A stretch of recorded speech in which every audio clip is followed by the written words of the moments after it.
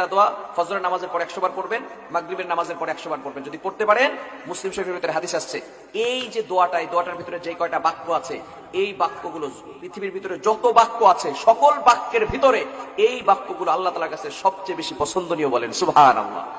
এই বাক্য যদি আপনি ফজরের নামাজের পরে 100 বার, মাগরিবের নামাজের পরে 100 বার পড়তে পারেন, তাহলে 4টি বড় বড় পুরস্কার। নাম্বার 1, 1 নাম্বার পুরস্কার হলো, তিরমিজির ভিতরে ব্যাখ্যা এসেছে, আল্লাহ রাসূল সাল্লাল্লাহু আলাইহি ওয়াসাল্লাম বলে দিয়েছেন, 100 বার হজ করলে যে সওয়াব হয়, আল্লাহ পাক রব্বুল আলামিন সেই সওয়াব তার আমলনামায় দিয়ে দিবেন। এখন একটা হজ করতে গেলে 5 লাখ 6 লাখ টাকার প্রয়োজন হয়। আবার অনেকে হজ করে কিন্তু কোটি কোটি টাকা ইনকাম করে। হারাম ভাবে ইনকাম করেছে নাকি হালাল ভাবে ইনকাম করেছে, লক্ষ লক্ষ কোটি কোটি টাকা ইনকাম করে। আবার হজ করে, কয়বার যে হজ করেছে তার কোনো হিসাব নাই। কিন্তু যদি তার ভিতরে হারাম কোনো মিশ্রণ থেকে থাকে, এই হারাম মিশ্রণের টাকা দিয়ে যদি করে, আল্লাহর কসম তার একটা হজও কবুল হবে।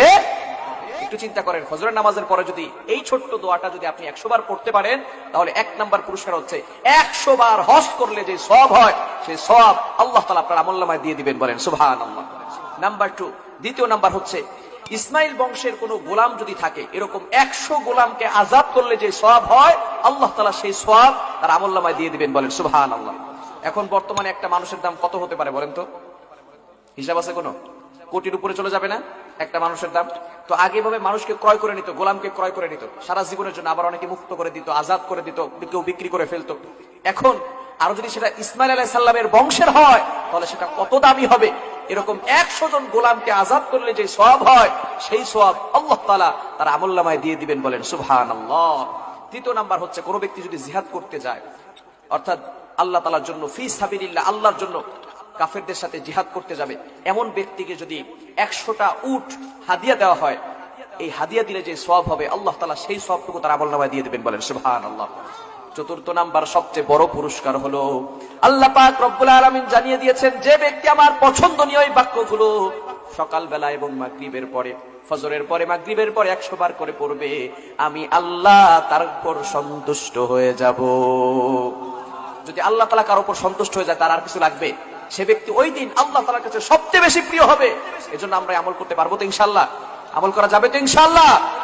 এজন্য আমার মুসলমান বন্ধুগণ, সেই বাক্যগুলো কি? মুসলিম শরীফের ভিতরে হাদিস আসছে, আল্লাহ তাআলা, আল্লাহ রাসূল সাল্লাল্লাহু আলাইহি ওয়াসাল্লামের মাধ্যমে জানিয়ে দিয়েছেন, আহাব্বুল কালামি ইলাল্লাহি আরবা, আল্লাহ তাআলার কাছে সবচেয়ে প্রিয় বাক্য হচ্ছে 4টি। কয়টি? এই 4টি বাক্যটারই একটা দোয়া, সুবহানাল্লাহি ওয়ালহামদুলিল্লাহি ওয়া লা ইলাহা ইল্লাল্লাহু আল্লাহু আকবার। কয়টা হলো? এগুলো আমরা সবাই পারি না? সুবহানাল্লাহ, আলহামদুলিল্লাহ, লা ইলাহা ইল্লাল্লাহ, আল্লাহু আকবার, এগুলো আমরা সবাই পারি না? কি বলেন, সবাই পারি না আমরা?